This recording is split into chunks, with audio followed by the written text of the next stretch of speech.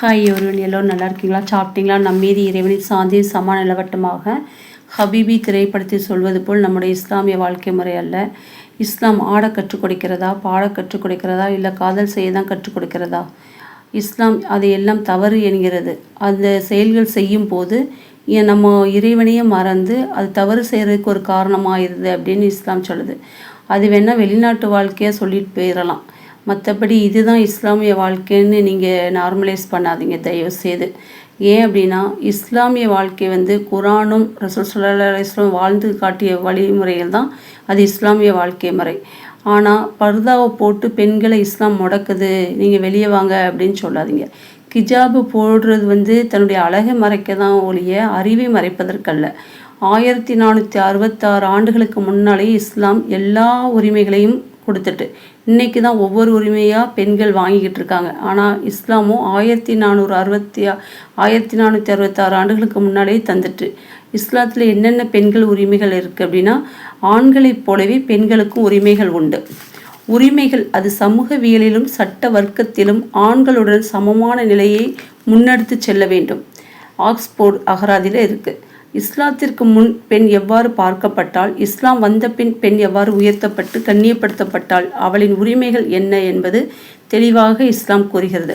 இஸ்லாத்திற்கு முன் பெண் எவ்வாறு பார்க்கப்பட்டால், யூத நாகரிகம் என்ன சொல்லுது அப்படின்னா, பெண் ஒரு சாபக்கேடு. கிரேக்க நாகரிகம் என்ன சொல்லுதுன்னா, பெண்ணுக்கு ஆன்மா உண்டா, பெண் ஒரு பேய் என்றது. கிறிஸ்துவ நாகரிகம் என்ன சொன்னது, பெண் சைத்தானின் அடிவருடி, பெண் சத்தம், பாம்பின் சீற்றம் என்றது.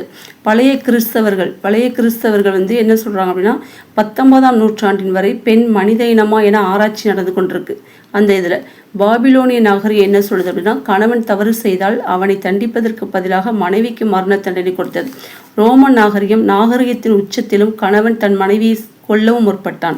எகிப்திய நாகரிகம் என்ன சொல்லுது அப்படின்னா, எகிப்தியர்கள் பெண்களை சாத்தானின் அடையாளமாகவே கருதினார்கள். அரேபிய நாகரிகம் என்ன சொல்லுது அப்படின்னா, திருக்குரான்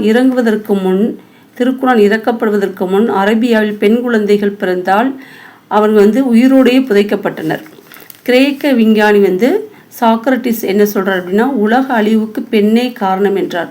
இஸ்லாத்திற்கு முன்னும் பின்னும் சில காலம் பெண் ஒரு பாவப் பொருளாகவும் பாம்பாகவும் வேதனையாகவும் சோதனையாகவும் பார்க்கப்பட்டாள்.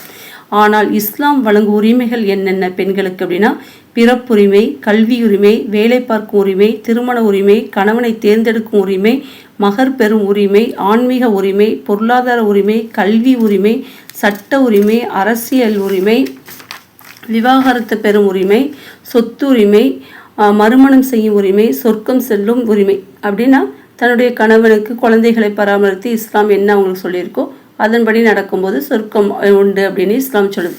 இன்னும் இஸ்லாம் வழங்கிய உரிமைகளின் அருமை பெருமைகளை சொல்லிக்கொண்டே போகலாம். இஸ்லாம் இவற்றையெல்லாம் 1466 ஆண்டுகளுக்கு முன்னே வழங்கிவிட்டது. நம்ம பிறப்புரிமை எப்படி சொல்லுது இஸ்லாம், அதை ஒவ்வொன்றா எடுத்துக்கிடுவோம். பிறப்புரிமை, பெண் குழந்தையே வெறுக்கலாகாது அப்படின்னு சொல்லுது. இந்த உலகத்தில் பெண் குழந்தை பிறந்தால் அல்லாஹ் நற்செய்தி அப்படின்னு சொல்கிறான். அந்த பெண் குழந்தை உங்களுக்கு ஒரு நற்செய்தி அப்படின்னு சொல்லி இஸ்லாம் பெண்ணின் பிறப்புரிமை கண்ணியப்படுத்துகிறது. கல்வி உரிமை, ஒவ்வொரு ஆணும் பெண்ணும் கல்வியை பெறுவது கடமையாகும். இக்ரா என்பதே குரானில் இறக்கப்பட்டது. இக்ரா அப்படின்னா ஓதுவீராக, படியுங்கள், அறிவியுங்கள், மீண்டும் சொல்லுங்கள் என்பதே. படியுங்க அப்படிங்கிறது தான் இறக்கப்பட சொல்லுது. அடுப்பூது பெண்களுக்கு படிப்பதற்கு என்றது மற்ற மதங்கள். ஆனால் இஸ்லாம் 1400 ஆண்டுகளுக்கு முன்பே படிப்பின் அவசியத்தை உணர்த்தியது.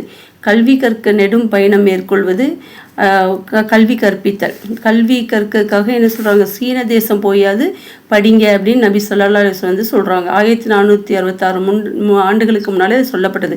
நபி ஸல்லல்லாஹு அலைஹி வஸல்லம் சொன்னார்கள், உங்கள் குழந்தைகளுக்கு கல்வியை புகட்டுங்கள், குறிப்பாக பெண் குழந்தைகளுக்கு என்றார்கள். நபி ஸல்லல்லாஹு அலைஹி வஸல்லம் பெண்கள் கல்வியறிவில் பெற்றுக்கொள்வதற்காக விசேஷமாக தங்கள் நேரத்தை ஒதுக்கினார்கள்.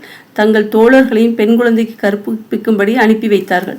ஆயிஷா அவர்கள் கல்வியாளர்களுக்கெல்லாம் கல்வியாளராக திகழ்ந்தார் பெண்களில். அவரால் 2210 ஹதீஸ் அறிவிக்கப்பட்டுள்ளது. அவங்க மூலியமா இந்த நல்ல செய்திகள் அறிவிக்கப்பட்டிருக்கு சமுதாயத்துக்கு. உம்மு சல்மா அப்படிங்கிற அவங்க மூலியமாகவும் அதிகாரத்துக்கு உட்பட்டவராக திகழ்ந்தாங்க அந்த பெண்மணி. படிப்பறிவில்லாத அந்த காலத்தில் இவ்வாறு படித்துள்ளார்கள். ஒரு பெண் படித்தால் குடும்பமே படித்த மாதிரி. இவற்றிலிருந்து இஸ்லாம் பெண் குழந்தைகளின் படிப்பை எந்த அளவு முக்கியத்துவம் என கருதியுள்ளது பாருங்கள். வேலை பார்க்க உரிமை. மனைவிக்கு கணவன் செலவிடுதல் கட்டாயமாகும்னு இஸ்லாம் சொல்லுது. இருந்தாலும் குடும்ப செலவுக்காக வேலைக்கு போகலாம், இஸ்லாமிய வரம்புக்குட்பட்டே செல்ல வேண்டும் அப்படின்னு சொல்லுது இஸ்லாம். அவ்வாறு சம்பாதிக்கும் பணத்தை அவர்களே வைத்துக் கொள்ளலாம். அந்த அளவுக்கு உரிமை இஸ்லாத்தில் கொடுத்துருக்கு. இல்லை என்றால் விரும்பினால் குடும்பத்துக்கு பிள்ளைகளுக்கும் செலவு செய்யலாம். திருமண உரிமை. இஸ்லாம் பெண்களுக்கு திருமணம் செய்ய கணவனை தேர்ந்தெடுக்க உரிமையை வழங்கியுள்ளது. அவள் கன்னிப்பெண்ணாக இருந்தால் அவள் சொல்ல வைக்கப்படுவா. எனவே அவளுடைய மௌனமே சம்மதம் அப்படின்னு சொல்லி இஸ்லாம் சொல்லுது. ஆனால் கணவனை இழந்தவளாக விதவையாக இருந்தால் அவள் மனம் திறந்து வாயால் சம்மதத்தை தெரிவிக்க வேண்டும். இல்லை அப்படின்னா அவள் மனம் முடிக்க வேண்டுமென்றால் ஒரு பெண்ணை நம்ம மனம் முடிக்கணும் அப்படின்னா எப்படி மனம் முடிக்கணும் அப்படின்னா குடும்ப பாரம்பரியமோ பொருளாதாரமோ அழகோ பார்க்காமல் மார்க்கப்பற்றுள்ள பெண்ணை தேர்ந்தெடுங்கள். மார்க்கப்பற்றுள்ள பண்பாடுள்ள நல்ல ஒழுக்கமுள்ள பெண்ணை தேர்ந்தெடுங்கள்.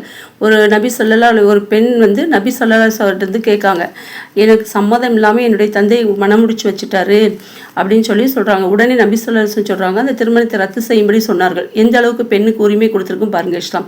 எனவே இஸ்லாம் மட்டுமே 1466 ஆண்டுகளுக்கு முன்பே எல்லா வகையான உரிமைகளையும் பெண்களுக்கு தந்துவிட்டது. மகர் பெறும் உரிமை. மகர் கட்டாய கடமையாகும்.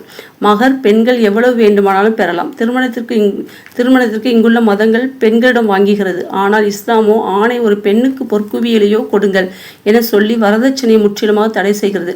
இன்று நடக்கும் முஸ்லிம் திருமணம் இஸ்லாமிய திருமணமே இல்லை. மகர் எவ்வளவு என தீர்மானிப்பதை வாய் விட்டு கொடுப்பதோ கடனாக பெற்றுக்கொள்வதோ பெண்ணின் உரிமையாகும். ஆன்மீக உரிமை. ஆணாயிலும் சரி பெண்ணாலும் சரி யார் ஈமான் கொண்டு நல்ல செயல்கள் செய்கிறாங்களோ அவர்களும் சொர்க்கத்தில் நுழைவார்கள் அப்படிங்கிறது எல்லாருக்குமே. ஆணுக்கும் சரி பெண்ணுக்கும் நாடு. ஆணின் ஆன்மாவை கொண்டே அவளின் துணைவியும் மனைவியும் படைத்தான். பெற்றோரை அரவணைத்துக் கொள்ளுதல். உன் தாய் வேதனையோடே சுமந்தாள் மேலும் வேதனையோடே பெற்று எடுத்தாள். பெண்ணின் நற்காரியங்கள் சரியாக இருந்தால் அந்த நல்ல செயல்களுக்கு கூலி உண்டு அப்படின்னு இஸ்லாம் சொல்லுது. பொருளாதார உரிமை அல்லது சொத்துரிமை. பெண்களுக்கு சொத்தில் உரிமை உண்டு. மேற்கத்திய உலகம் 1870 தான் கணவனின் அனுமதி இல்லாமல் சொத்துக்களை வாங்கவோ விற்கவோ அனுமதி வழங்கியது. 1882-87 அதுவும் திருத்தப்பட்டது. ஆனால் இஸ்லாமோ 1466 வருடங்களுக்கு முன்பே பெண்ணுக்கு சொத்துக்களை வாங்கவோ விற்கவோ உரிமை வழங்கியது. பெண்ணுக்குரிய பொருளாதாரம் என்பது அவளது தந்தையோ கணவனோ சகோதரனோ மகனோ அவர்களின் பொறுப்பாகும். முடியவில்லை என்றால் பெண் இஸ்லாமிய வரம்புக்குட்பட்டு வேலைக்கு சென்று பொருளீட்டலாம். உடலை காட்டுவது, நடிப்பது, நடனம் ஆடுதல் தடுக்கப்பட்டுள்ளது. கணவன் செலவுக்கு தரவில்லை என்றால் அவன் சட்டப்பையில் எடுத்துக்கொள்ளும் உரிமையும் நபி ஸல்லல்லாஹு அலைஹி வஸல்லம் பெண்களுக்கு தந்திருக்காங்க. சமூக உரிமை. மகள், மனைவி, தாய், சகோதரி அந்த உரிமை, மனைவியின் உரிமை, தாயின் உரிமை, சகோதரியின் உரிமை அன்றைய அரேபியாவில் பெண் குழந்தை பிறந்தால் உயிரோடு புதைக்கப்பட்டது. இஸ்லாம் வந்த பிறகு பெண் குழந்தைகள் புதைக்கப்படுவதை தடை செய்தது. வறுமைக்கு பயந்து உங்கள் குழந்தைகளை கொலை செய்யாதீர்கள். பெண் குழந்தை பிறந்தால் சிலர் முகங்கள் கருத்து விடுகின்றன என அல்லாஹ் சொல்கிறான். அவர்களை கொல்வதோ புதைப்பதோ என்ற நிலைக்கு செல்கின்றனர். அல்லாஹ் சொல்கிறான், பெண் குழந்தை பிறந்தால் நற்செய்தி என்று. இந்தியாவில் தினமும் 3000 பெண் குழந்தைகள் கருவிலே கரைந்து விடுகின்றன.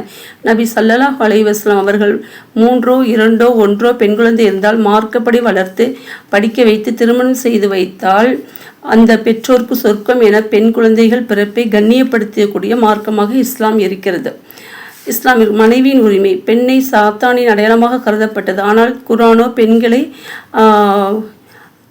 முக்சினா என்கிற தீமைக்கு எதிரான கோட்டை என்பது அதன் பொருள். நன்மையால் பக்தியால் அவளும் அவரின் கணவனையும் தீமை செய்யாமல் தடுப்பாள். அதனால் அவள் சாத்தானுக்கு எதிரான கோட்டை என புகழப்படுகிறாள். மனைவி கணவனுக்கு ஆடையாகவும் கணவன் மனைவிக்கு ஆடையாகவும் இருந்து அந்த அளவுக்கு நகமும் சதையுமாக இருக்க உரிமை வழங்கியுள்ளது. கணவனை தேர்ந்தெடுக்கும் உரிமை